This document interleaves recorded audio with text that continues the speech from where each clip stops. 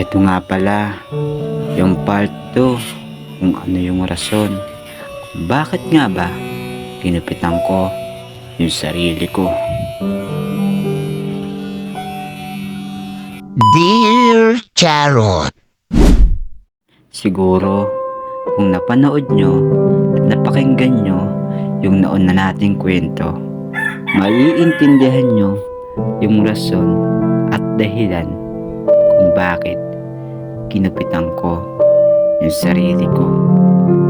Ito nga pala yung karugtong ng nauna nating kwento, at sasabihin ko na rin dito yung dahilan at rason kung bakit ginupitan ko yung sarili ko.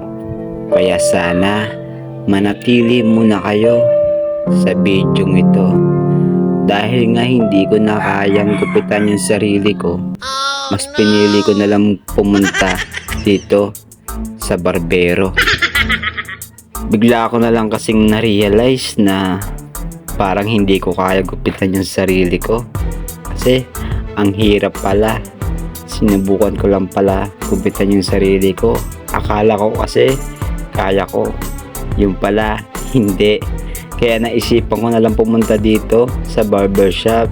Kahit sandal lang yung pera natin, kahit papano dito gaganda yung buhok natin.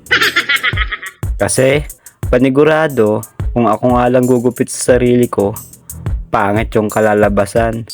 Pangit na nga ako, tapos pangit pa tong kasama ko. Charot.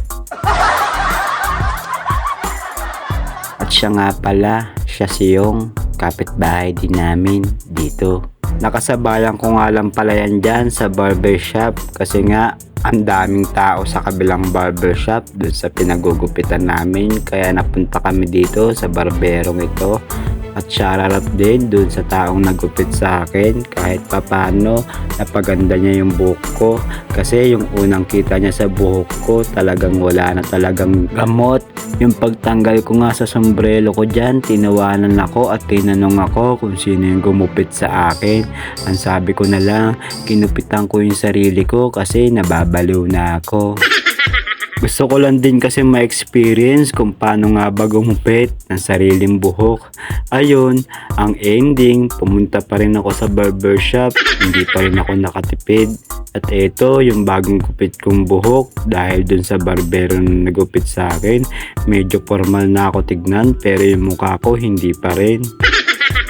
Nagdadrive na nga ako sa mga oras na yan, dahil nga medyo malayo yung gupitan dito sa amin, kasi nga sarado dun sa pinagugupitan ko. At eto, nag-video pa nga ako para makita nyo yung bagong new look ko. Parang walang nagbago, diba? Pero okay na rin yan, kahit papano malinis ako tignan, o diba? Bagong ligo na rin kaya ako nyan, kaya paalam, hanggang dito na lang. Charot!